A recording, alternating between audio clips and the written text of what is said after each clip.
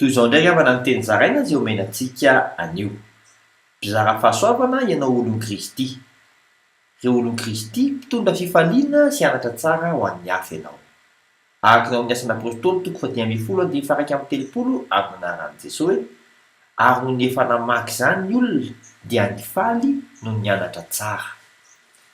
Manana fahavelomana manokana koa satria miasa arak'izay hitarihan'ny fanahy. Araka ny ao amin'ny Romanina toko 7:17 amin'ny anaran'i Jesosy hoe fa raha velona araka ny nofy ianareo dia tsy maintsy maty.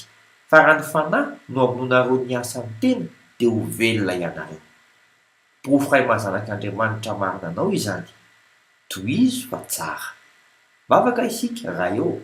Tario lalina hatrany izahay olonao mba hizara voatsara ho an'ny hafa.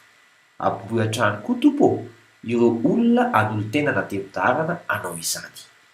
Amin'ny anaran'i Jesosy Kristy velona avy any Nazareta. Amen. Mandra-piaona Tompoko.